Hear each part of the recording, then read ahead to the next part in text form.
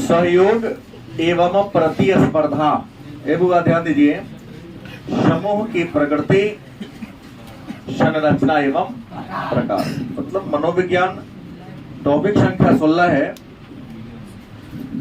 इसमें हम लोग ये जानेंगे कि सहयोग क्या है, फिर प्रतिस्पर्धा क्या है, समूह की प्रकृति क्या होती है, समूह की संरचना कैसे होती है और समूह कितने प्रकार के होते हैं।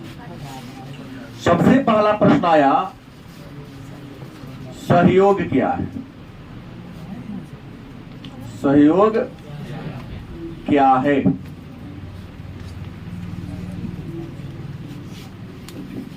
प्रश्न भारी नहीं है, लेकिन जैसे ही शब्द आपके सामने आता है आप तो घबरा जाते हैं। हालांकि सभी आदमी इस शब्द का यूज अपने व्यवहारिक जीवन में करता ही है, नहीं? जैसे अगर हम कल थोड़ा ही होते,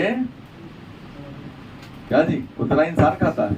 अब वो ला रहा है, वो चौमिन ला रहा है, वो ये ला रहा है, वो आइसक्रीम ला रहा है, तो वो कचरी को ला रहा है, तो स्प्राइट ला रहा है, तब पाल ला रहे हैं। लड़का सा जवान पूछता है,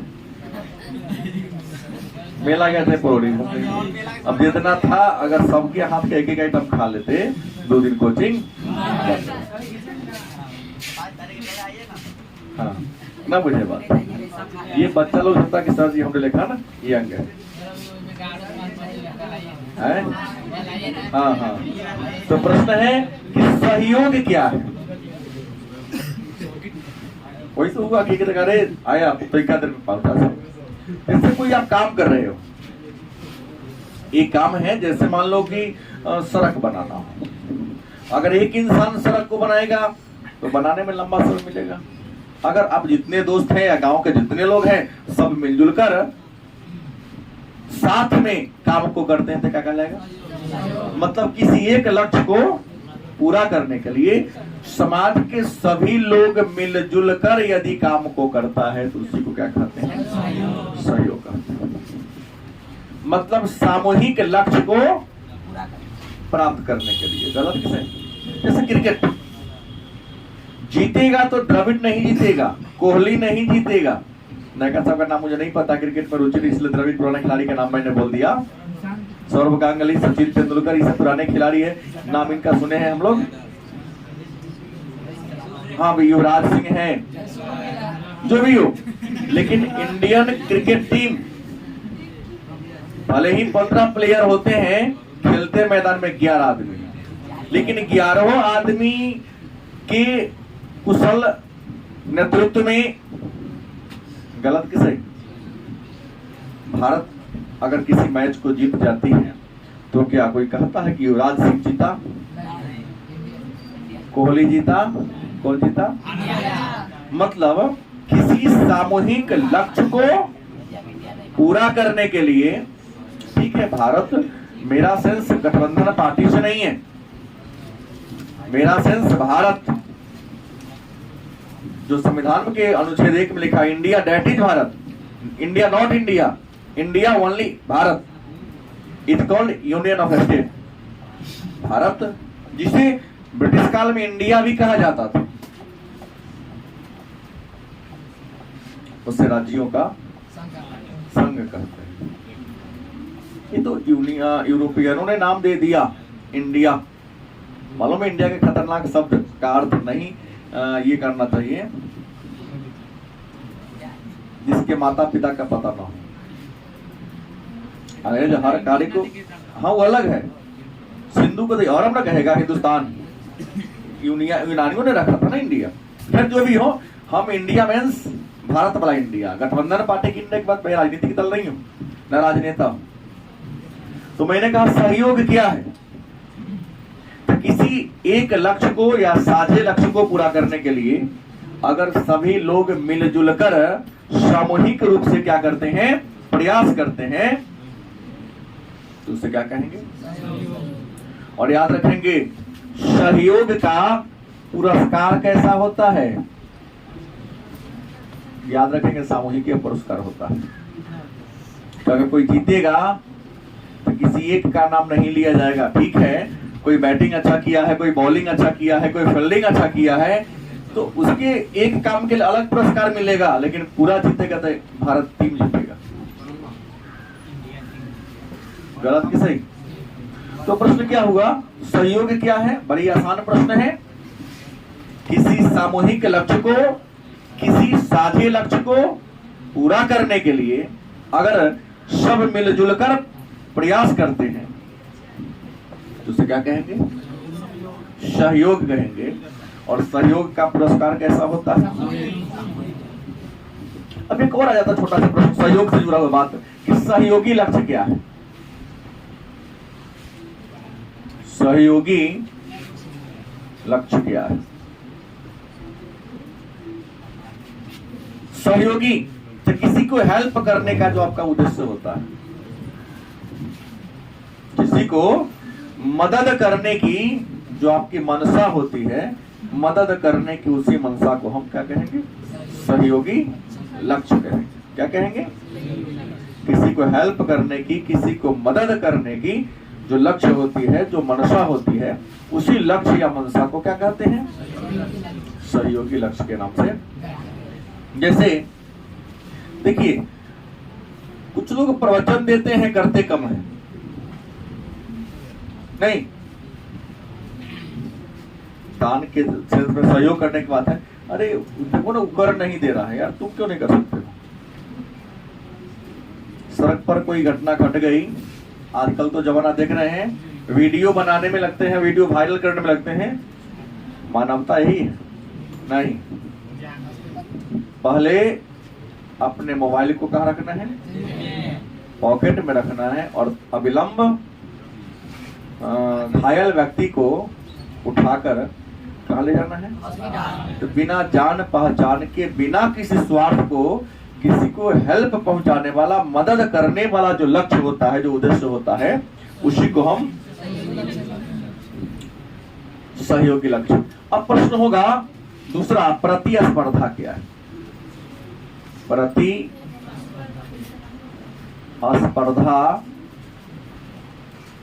क्या है? देखो, प्रति माने होता है एक, हर एक। स्पर्धा माने अंग्रेजी में कंपटीशन, आप लोग बोलते हैं प्रतियोगिता। प्रति मतलब क्या होता है? हर एक व्यक्ति। स्पर्धा मतलब हो गया आपके शब्द में प्रतियोगिता, जिसको अंग्रेजी में कहते हैं कंपटीशन। तो हर एक व्यक्ति का कंपटीशन क्या है? तो लक्ष्य एक है, प्राप्त करने वाले क्या है? अनेक है। लक्ष्य कितने हैं? एक, लेकिन लक्ष्य को पाने वाले गलत कि सही? जैसे टेस्ट सीरीज की जब शुरुआत होगी तो अलग अलग प्रकार के मान लो गिफ्ट रखा जाएगा। किसी को दीवार घड़ी मान लो, तो किसी को डायरी मान लो, तो किसी को अलग अलग प्रकार के बात घोषणा करते हैं। गलत या सही? अब देखिए, तो दीवार घड़ी मान लो रखेंगे तो किसी एक या दो आदमी को मिलेगा, लेकिन बच्चे तो ज्यादा है, तो ये क्या करेगा? सब पढ़ना शुरू करेगा, याद करके परीक्षा में इतना के लिखना शुरू करेगा। लक्ष्य क्या एक है? बगल वाला कोई ईमानदार होगा तो 90 देगा ना, अरे हमारा बराबर है, तो फिर तो दोनों को हो जाएगा ना। फिर हम नंबर 1 कैसे रहेंगे? गलत सही? अच्छे लोग नहीं दिखाते हैं। जब हम नंबर 1 कैसे रहेंगे भाई? मेहनत किया हम, मेरे बराबरी में आ गया। जैसे दौड़ प्रतियोगिता होती है, विजेता कोई क्या बनेगा? एक बनेगा। अब दोस्त है कि दोस्त कमजोर है, जैसे क्या हड्डी दुबर पातर शरीर हो। अब इसका मित्र कौन है? थोड़ा ये दोनों ठीक है। अब हाथ आके नहीं खींचेगी, अगर खींचेगी तो बाप रे, दोस्त है तो रोड पर के दोस्त है ना, घर के दोस्त है ना। यहाँ तो जोड़े ले जाएंगे तो दोनों के हाथ में ट्रॉफी रहेगा, सर जी कहेंगे दोनों विजेता हो गई, फिर तो आनंद ही नहीं आएगा। ताली दोनों के नाम पर बजेगा ना। नहीं, लक्ष्य कितने हो? अब पाने वाले अनेक लोग मिलकर एक लक्ष्य को पूरा करने के लिए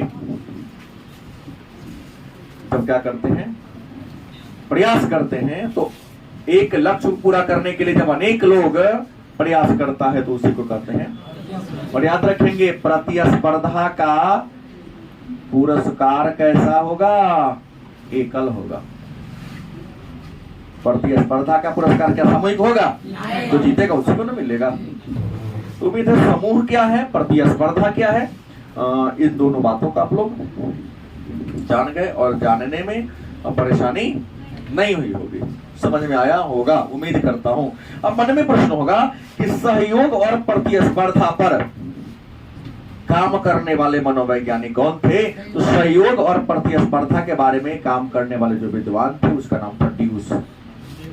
क्या नाम था? ड्यूस नामक मनोवैज्ञानिक ने सहयोग और प्रतिस्पर्धा पर क्या किया था? अध्ययन किया था, मतलब काम किया था। तो उम्मीद है कि 3 प्रश्नों का 2-2 अंक स्तरीय प्रश्नों का उत्तर आप लोगों ने जाना कि सहयोग क्या है, सहयोगी लक्ष्य क्या है, प्रतिस्पर्धा क्या है, और वस्तुनिष्ठ में हमने लोगों ने 2-3 प्रश्न और जान लिया। अब प्रश्न एक और आता है कि समूह के बारे में जानना है, एक और जानना है समूह, जिसको आप संगठन भी कह सकते हैं। गलत सही? अंग्रेजी में क्या कहोगे? GR ग्रुप कहे कोई? क्या है?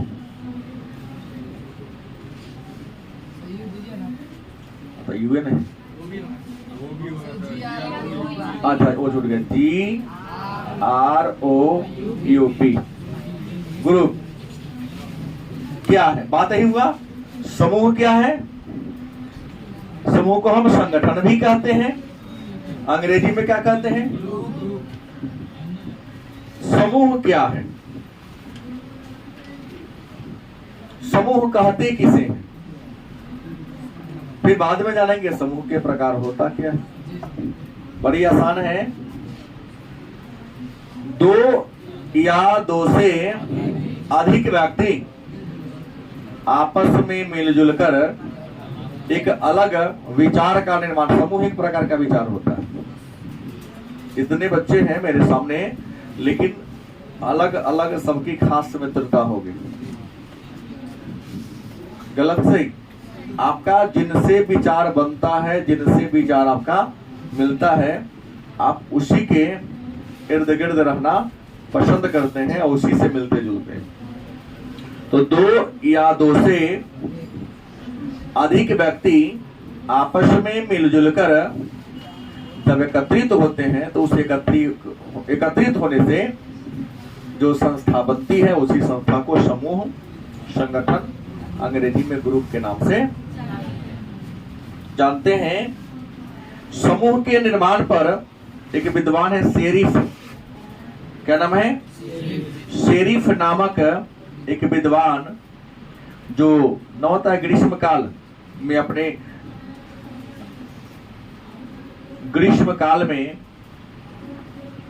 कुछ विद्यार्थियों को नवतः ग्रीष्मावकाश में घुमाने ले गया। मान लिया बस में 50 बच्चों का एक टीम बना, बात समझ गए? 50 बच्चों का टीम घूमने गया। तो घूमने के दौरान उन्होंने क्या देखा? पहला दिन, दूसरा दिन, थोड़ा ये बात हुई, तीसरा दिन से सबका 50 में 10 को 12 को 2 आदमी 3 आदमी का अलग अलग अपना टीम बन गया। कोई घूम रहा है तो कोई दोनों अलग सेल्फी ले रहा है, कोई 10 का सेल्फी ग्रुप का सेल्फी बना के ले रहा है, कोई अलग खाने खा रहा है, खाते समय, नहाते समय, टहलते समय, फोटो खींचते समय, अलग अलग समूह में क्या होता है। तो 2 या 2 से गया तो 50 लोग, लेकिन 50 5-7 ग्रुप में क्या हो गया? तो 2 या 2 से अधिक व्यक्ति जब आपसी सहमति के आधार पर एक अलग संस्था का निर्माण करते हैं तो क्या कहलाता है? और इसके बारे में विचार कौन दिया? एक विद्वान है। समूह के निर्माण के कितने चरण हैं? एक प्रश्न है। समूह निर्माण के अगर चरण की बात कर ले तो विद्वान कहते हैं समूह निर्माण के 4 गो चरण।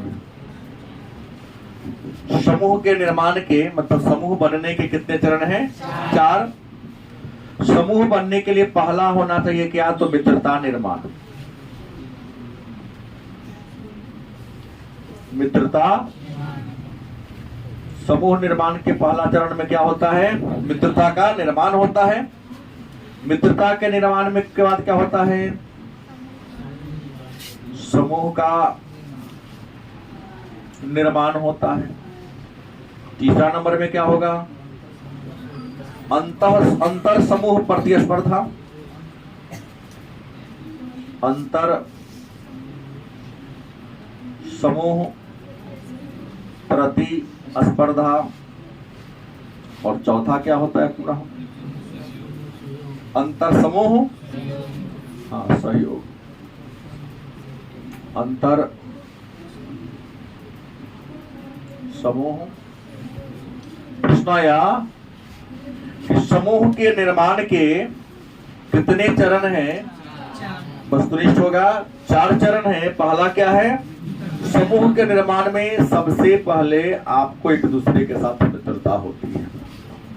जैसे यहाँ जो भी क्लासरूम में बच्चे बैठे हैं सभी एक गांव के नहीं हैं, अलग अलग प्रखंड, अलग अलग गांव, जिला अलग बात है कि सबका एक हो सकता है, एक आध को डिफरेंस भी हो सकता है। जिसके पिताजी का यहाँ जॉब होगा, यहाँ रात के पढ़ रहा होगा। तो प्रश्न ये है कि इस क्रम में जिस दिन प्रथम दिन क्लास शुरू हुआ था दिसंबर, शायद 17 दिसंबर को या जो भी हो, 19 दिसंबर, हाँ तो 19 दिसंबर को अगर मान लो कि बैच शुरू हुआ तो 19 दिसंबर को जो गांव वाला था वही एक दूसरे से मिला होगा, बाकी लोग नहीं। लेकिन धीरे धीरे 2, 4, 5 क्लास हुआ होगा तो कई बार गांव वाला से मित्रता, राधा है नहीं आई, टूट गई होगी, पड़ोसी से मित्रता बन गया होगा, क्योंकि पहले वाला जितना विचार बनता था उससे विचार उसे ज्यादा मिल रहा है। तो ग्रुप बनने के लिए पहले क्या बनाना होगा? दोस्ती बनना पड़ेगा। दोस्ती के बाद क्या है? समूह का निर्माण। जितना का परिया कितने का बैठता है, जितना का बेटी सब आएगा। जैसे हम कई को देखते रहता हूँ, जो भी होगा आएगा चाहे आएगी तो अपने अगल बगल में ही बैठेगा, सबका विचार मिलता है। वो भी बतियाने वाली और ये भी बतियाने वाला, वो भी नहीं पढ़ने वाला, वो भी पढ़ने वाला, वो भी पढ़ने वाला। पढ़ने वाले का ग्रुप अलग बन जाता है। देख लिया कि मेरे विचार से मिल रहा है। गपेरी का ग्रुप, पतेरी का ग्रुप, नहीं तो पढ़ाकू का ग्रुप, फिर लड़ाकू का भी ग्रुप, सही प्रकार के होगा।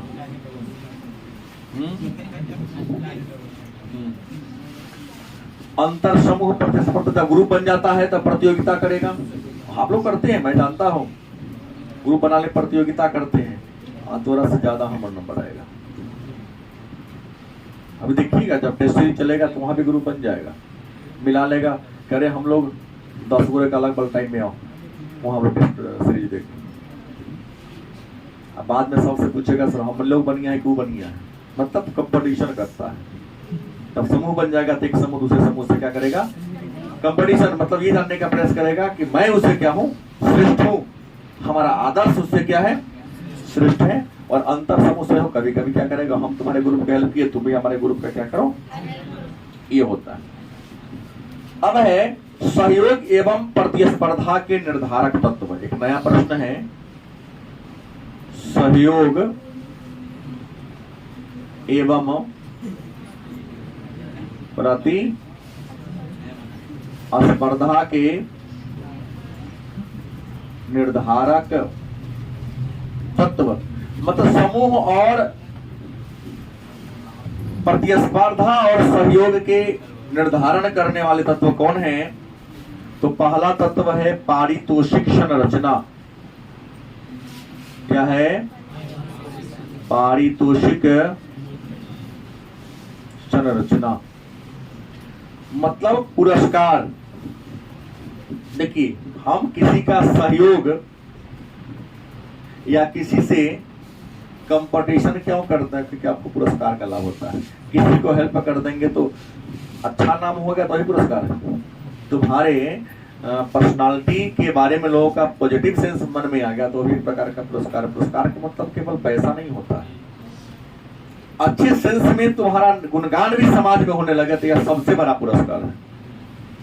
पैसा तो सब कमा सकता है, लेकिन नाम कमाने में बड़ी क्या लगती है, देर लगती है। गलत कि सही?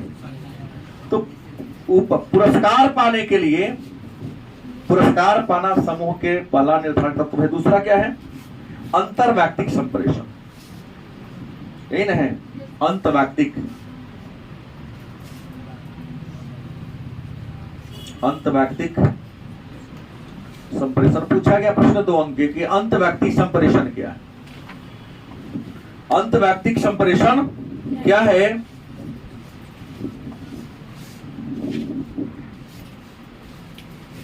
कहता है कभी कभी इंसान खुद से ही बात करना प्रारंभ कर देता है, अपने आप से, अकेला रहकर। क्या ग्रुप में भी रहेगा तो मुंह हाथ हिलाएगा, अपने आप चित्तरमन करता है। क्योंकि आदमी के मन में 3 प्रकार की बातें होती है, ईड, ईगो एंड सुपर ईगो। किसी काम को करने से पहले आपका तीनों मन अपने आप में खुद में विचार करता है। एक तुम्हारा मन कहेगा कि काम कर दो, दूसरा मन कहेगा नहीं इस काम को क्या करो।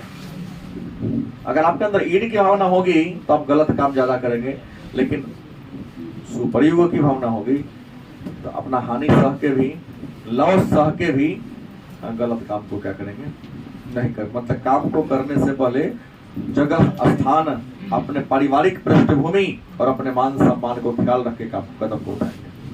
कुछ लोग होते हैं इससे क्या मतलब है, अपना काम निकलता बाहर में जाए, जनता वाली कहानी है। राजनेता बनना तो नहीं है, क्योंकि उसको मान सम्मान का कोई ख्याल नहीं है। अभी क्या बोला, 1 घंटा के बाद क्या बोलेगा खुद नहीं जानता है। क्योंकि बता दें राजनीतिक सत्ता का खेल है, वहां तो कुर्सी प्राप्त करने के लिए हर चीज दांव पर लगाने को तैयार है। नहीं मौका मिलेगा तो बदन बेच देंगे। कुछ गीतकार लोग लिखते हैं नेताओं का ये चरित्र है, तो उनके चरित्र से आप लोग अपने आप को मूल्यांकन मत करना, क्योंकि तो राजनीतिक हो क्या नहीं। अंतर्व्यक्ति मतलब खुद से विचार विमर्श करना। तीसरा है परस्परता। क्या है परस्परता? कि परस्परता का मतलब होता है कि लोग जिस वस्तु को प्राप्त करते हैं उसको वापस करने में कृतज्ञता महसूस करते हैं। मान लिया किसी ने आपको कलम दे दिया लिखने के लिए, याद रखेंगे निर्धारक तत्व है कि उसका कलम दे दिए, देने से लिखा होते हैं थैंक यू, क्योंकि आपने मेरा काम चला दिया। बोलना चाहिए ताकि उसको भी अच्छा लगता है कि चलो लिया तो आपको भी बोल देना थैंक यू, आपने लौटा दिया। क्योंकि आजकल के जमाना है तो उधार लेके रास्ता बदल देता है, इसलिए कई लोग तो देता ही नहीं है। और कुछ लोग होशियार देते तो ढक्कनमा निकाल के देते हैं। ढक्कन खोजने के चक्कर में फिर ढक्कन क्या हो रहे, कलम हमर नहीं तुम्हारा थोड़ी नहीं कि ढक्कन तुम्हारे पास होगा। गलत कि सही? हाँ तो किसी को पेन देना तो ढक्कन अपने पास रख लेना। अगर मान लिया दे दिया तो अगर लौटा दे तो उसको तो क्या करता, परस्परता करता, कृतज्ञता महसूस कर दो, फिर धन्यवाद बोल देना। और देने वाले जो ले लिया, यूज किया, लाभ प्राप्त कर लिया, उपयोगिता ले लिया, तो उसको भी थैंक यू बोलना, ये निर्धारक तत्व है। एक बात तो जानेंगे कि सहयोग और प्रतिस्पर्धा हमारे जीवन का एक महत्वपूर्ण तत्व है, क्योंकि समाज सहयोग और प्रतिस्पर्धा पर भी टिका हुआ और आगे बढ़ रहा है। अगर आपके लाइफ में सहयोग ना हो तो आप जीवन में आगे नहीं बढ़ेंगे, और आपके जीवन में प्रतियोगिता की भावना भी नहीं हो तो आप आगे मतलब समाज के या व्यक्तित्व के निर्धारण करने वाले बहुत तत्व है, उस अनेक तत्वों में सहयोग और प्रतिस्पर्धा का योगदान है। कहा गया अकेला चना बाहर नहीं होता। आप इतने बड़े नहीं हो गए हैं कि अकेला अपना सब कुछ कर सके। भारत के सबसे बड़े उद्योगपति या पूंजीपति मुकेश अंबानी है, लेकिन फिर भी उन्हें सहयोग की जरूरत है। सहयोग लेते हैं बड़े बड़े कंपनी से, लेकिन याद रखेंगे मुकेश अंबानी की भी प्रतियोगिता होगी, चाहे वो एलन मस्क से हो, चाहे जो भी बड़े बड़े कोई कंपनी हो उनके लाइन का, उससे प्रतियोगिता होगी। क्योंकि प्रतियोगिता नहीं करेंगे तो आगे क्या होंगे, बोला कि हमारे पास तो बहुत हो गया, इससे पैसा की ज्यादा क्या करें। सबसे ऐश का जीवन जीने का, सबसे ऊंची हवेली रखने का, जैसे आप कहते हैं कि सब शहर में मेरा घर हो, तो लोग तो सब देश के राजधानी में हमारा अपना अपना एक कंपार्टमेंट हो, कंपार्टमेंट क्या, हवेली हो, हर देश में हमारा कारखाना हो। फिर प्रतियोगिता ही इंसान को आगे बढ़ने की प्रेरणा देता है, और सहयोग भी। तो सहयोग और प्रतिस्पर्धा हमारे जीवन का एक ही बात है।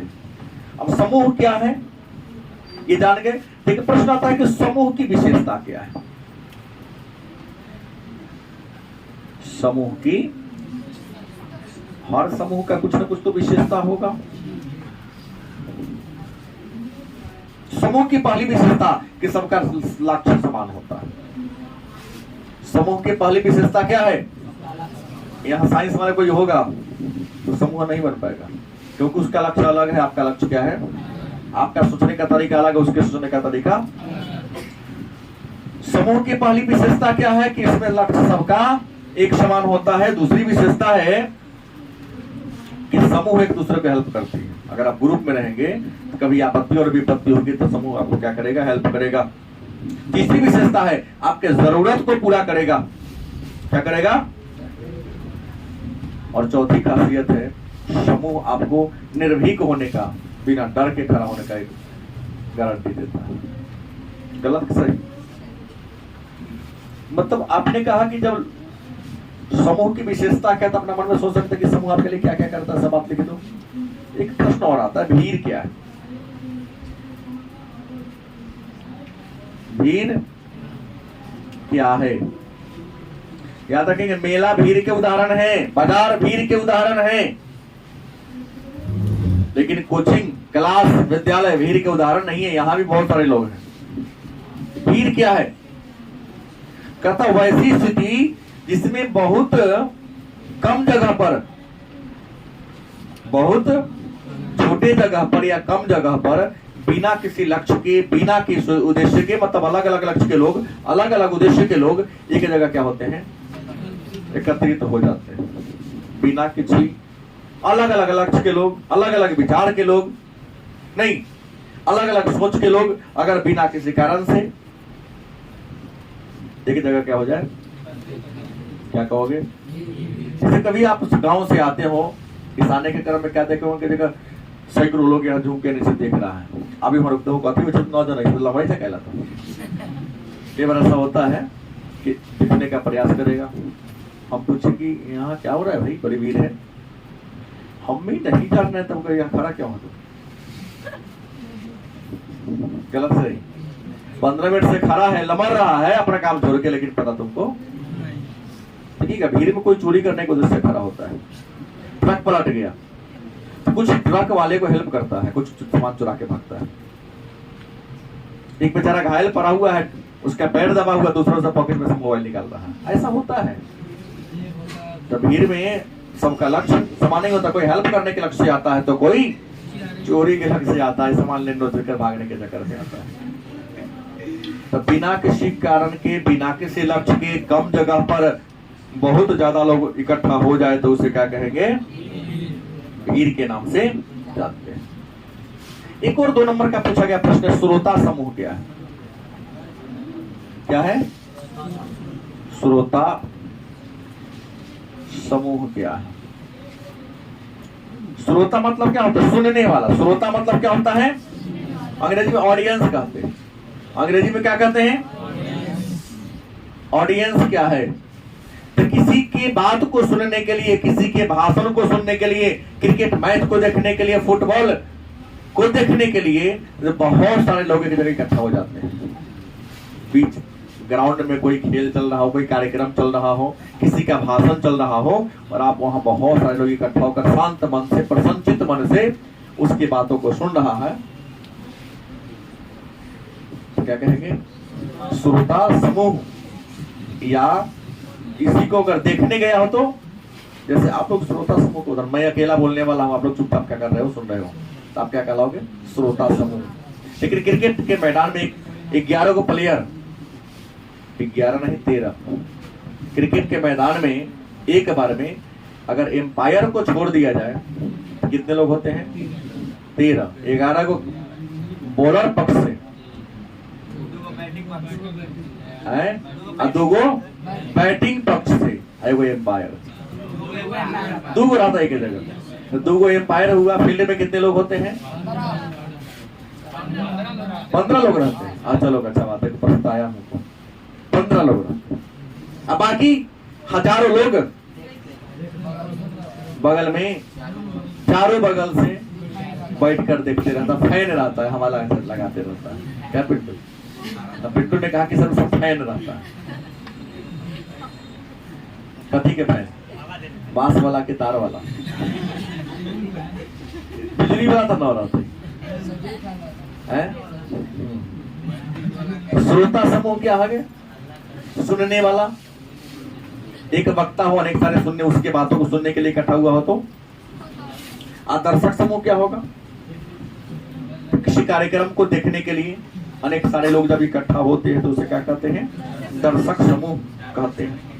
अब एक प्रश्न और बड़ी आसान है कि लोग समूह में क्यों शामिल होते हैं? लोग समूह में क्यों शामिल होते हैं?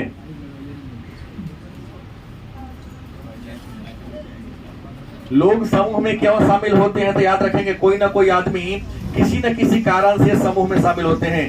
समूह में शामिल होने का पहला कारण है प्रतिष्ठा या हैसियत।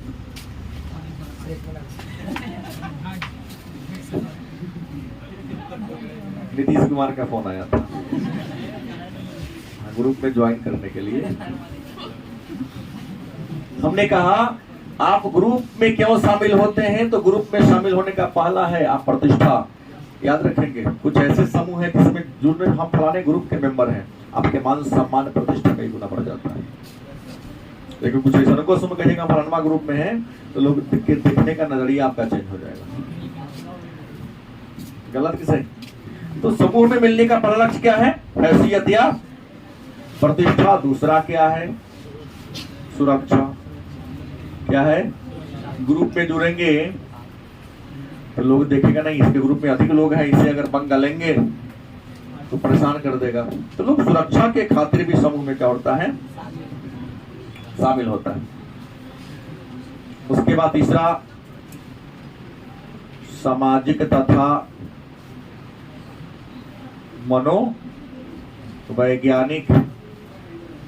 आवश्यकता की पूर्ति। गलत किसे? लोग समूह में इसलिए जुड़ते हैं क्योंकि आपके सामाजिक जरूरत, कौन जरूरत? आपकी सामाजिक जरूरत, जैसे शादी विवाह, सब चीज सजाने पहचान में होता है, बिना पहचान के नहीं होता है। कोई घर में कार्यक्रम करना हो तो अकेला नहीं कर सकते, लोगों की हेल्प की जरूरत है। बेटा के शादी हो, घर में पूजा हो, विवाह, उपनयन हो, श्राद्ध हो, कुछ भी हो, अकेला कर लेगा क्या? जब तक आपको सोसाइटी हेल्प नहीं करेगा। कितना पैसा वाला होगा, पूरा हलवाई बुला के ले आओ तो यो अगल बगल वाला के जरूरत पड़ जाएगा। हो फलाना चीज मांगे ला, आपके पास है, दीजिए थोड़ा। याद रखिएगा, सामाजिक तथा मनोवैज्ञानिक। हमने कहा ना कितनों ये बड़ा हो जाओ, लेकिन अगर समाज के तरफ आदमी तुम्हारे दरवाजा पर नहीं रहेगा तो गलानी होगी। आखिर वजह क्या है? गलत किसे? तुम्हारे रिश्तेदार नातेदार ही आएगा तो क्या नहीं लगता है इसको गाँव वाला से बनता उनता नहीं है, इसकी हैसियत कमजोर है, ठीक आदमी नहीं है। बाहर में कितना जमा के रखे, लेकिन गांव में तुम्हारी पहचान नहीं है तो तुम्हारे प्रति लोगों का नजरिया क्या होगा? गलत हो जाएगा। तो याद रखेंगे, ये मनोवैज्ञानिक हो गया। इसलिए लोग समाज में कितनों बड़ा क्यों नहीं इंसान, हमने कहा ना समाज से बड़ा इंसान समाज से बड़ा कभी नहीं होता। होता है क्या? क्यों नहीं होता है? क्योंकि समाज उसके मान सम्मान को बढ़ाती है। इसके बाद लक्ष्य की प्राप्ति। आप समूह में शामिल काहे होते हैं? लक्ष्य प्राप्ति के लिए ग्रुप में रहेंगे तो ग्रुप हर प्रकार के हेल्प आपको करता है। गलत सही? क्योंकि जो सूचना आपको नहीं मिला सूचना उसके पास होगा, फॉरवर्ड कर देगा ग्रुप में। अरे ऐसी घटना होने वाली है, लक्ष्य को पूरा करना है तो ग्रुप में शामिल होना पड़ेगा। उस पर ज्ञान के लिए भी। किसके लिए? अभी हमसे कोई प्रश्न करे, सही उत्तर, प्रश्न का उत्तर मेरे पास है। अकेला में न भी हो सकता है, क्योंकि जिसको मैं सबसे कमजोर समझता हूं उसके पास 5 प्रश्न का उत्तर गलत सही। इसलिए होता डिस्कशन करने से बड़ा फायदा होता है। उसी प्रश्न को अलग अलग आदमी अलग अलग तरीके से बोलता है, हो सकता है कि सामने वाला का तरीका आसान हो, लेकिन आजकल तो ग्रुप बनता है हाँ कट पेस्ट करने के लिए, झगड़ा करने के लिए, घूमने के लिए। अब देखते हो आजकल के बच्चों को देखता हूँ क्या है तरीका, कुछ हुआ तुरंत फोन करेगा पूरा इकट्ठा हो जाएगा। एक ही बिंदु भाई पढ़े लिखे लोग इकट्ठा किए हो नहीं, तुम्हारी वहीं तक सोच है, इससे अधिक नहीं हो रहा है। रोडे पर आता, क्योंकि जीवन उसका रोडे छाप है। हाँ एनी टाइम रोड पर, क्या उसके पास तो काम है ना ही ना, वही काम है केवल। हाँ इससे पता चलेगा 25 साल के नहीं कि रोड के बगल में हमको रहने की जरूरत, उससे पता है कि पहले ही क्यों ना रहो, पहले ही ना हो ना।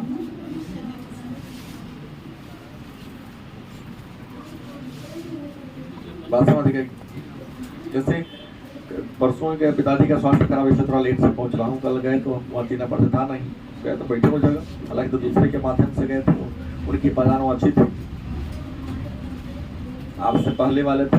अरे प्रणाम के सोचे बैठे ना रही, अब हम आराम से बैठ के सब काम करा धरा के लाके दवा लेना था। कहा किसी क्या सुना लीजिए, हमारा नंबर 10% छोड़ेगा, जाइए फलाना जगह फोन कर दो 25% छोड़ देगा। लेकिन मैं जिनके साथ गया था उनसे वैसे पहचान वाले थे, वो अपने उस ज्यादा में ये कर दी।